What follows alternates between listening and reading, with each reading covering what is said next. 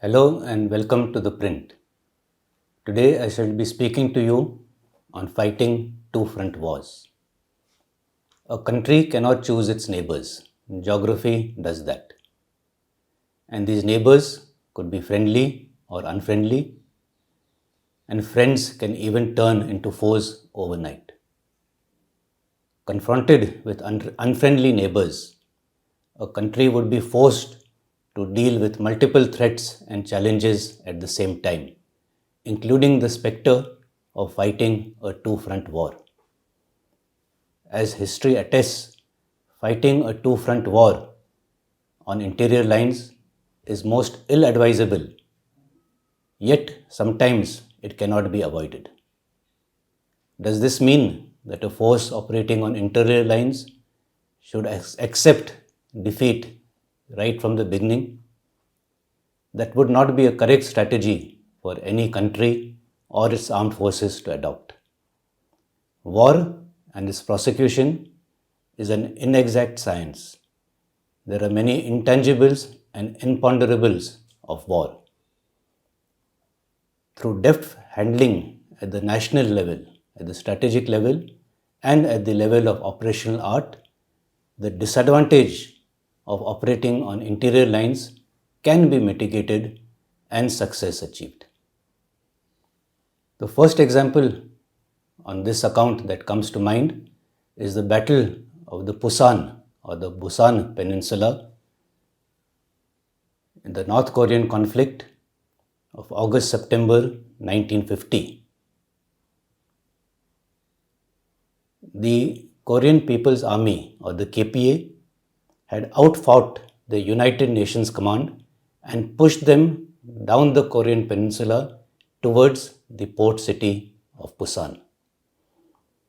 Around Pusan, the UN Command set up a perimeter based on the Naktong River, which extended about 40 to 50 kilometers east to west and about 60 to 90 kilometers north to south. Thus, the Korean People's Army, the KPA, were on exterior lines and the UN Command on interior lines. Given the spectacular success that the KPA had achieved and their higher levels of motivation and training, this battle should have been a foregone conclusion. Yet that was not to be.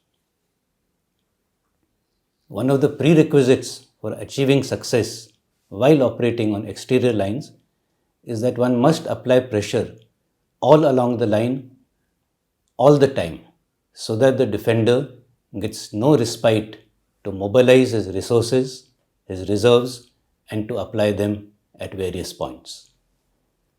This is precisely what the Indian Armed Forces had done during the Bangladesh War of Liberation, when Indian Armed Forces had attacked East Pakistan on multiple thrust lines and put such relentless pressure on the occupying Pakistani army that they suffered a psychological collapse, resulting in the surrender of more than 90,000 prisoners.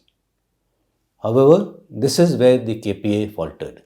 They did not put pressure all along the line all the time, and thus the UN forces were able to repel each uncoordinated thrust line or thrust of the enemy and then regain balance, recreate those reserves, and be ready to counter the next thrust.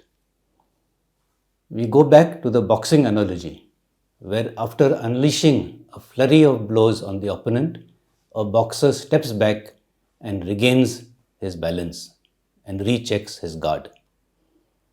In the initial days of the battle, as the UN perimeter shrunk, this freed up more troops to act as this critical reserve and gained the valuable time required for the UN forces to rush in reinforcements through this port city of Pusan, thereby saving the day and the embarrassment of a Dunkirk-type evacuation.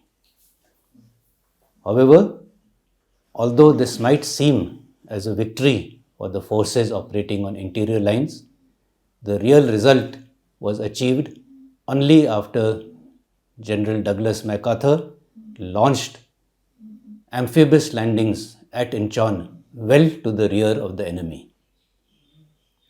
This effectively put the UN forces once again on exterior lines, and that is how the Battle of the Pusan perimeter was finally won. Another relevant example, this time at the national level, is the Arab-Israeli War of 1967, also known as the SixDay War, which was fought from the 5th to the 10th of June. Israel fought on multiple fronts against the combined armies of Egypt, Syria, and Jordan. However, the cause of the spectacular Israeli victory lay in the fact that these countries and their armies were not fighting in a coordinated manner. In spite of the heightening tensions and the imminent indications that hostilities are about to commence, the Egyptians and Jordanians were caught napping when, in a preemptive strike, Israel knocked out more than 90% of their air forces. Without air cover, the Israeli forces, ground forces, were able to achieve a spectacular victory. The UN Security Council offered a ceasefire on 7th June, barely 3 days into the war, which was immediately accepted by Jordan, thus taking one front out of the equation. Faced with this situation, Egypt too accepted the ceasefire barely a day later on 8th June, taking yet another front and country out of the equation, which left only Syria, which fought on till the end. So although Israel had achieved a spectacular victory, they too realized the importance of bringing the war to an early end. And in this, they leveraged their association with the US and the other permanent members of the United Nations Security Council to bring about this ceasefire and an early end to the war. Thus, they leveraged the dime, the diplomatic, information, military, and economic parameters to bring the war to a successful close. Had the war dragged on, something akin to the Ukraine-Russia conflict which is going on, a long drawn-out battle of attrition, the result of this war could have been quite different. India can draw lessons from both these examples. Faced with a two-front war scenario, at the national level, India should take one front out of the equation through diplomatic means, treaties, or alliances. If this is not possible, then like Israel, India too should launch preemptive strikes on any one of the adversaries and put them at least temporarily out of the equation. Once this is done, it can concentrate in forces to the other front. India has the advantage of strategic depth, and it can gain time to mobilize its resources and harness the potential of its industry and citizenry.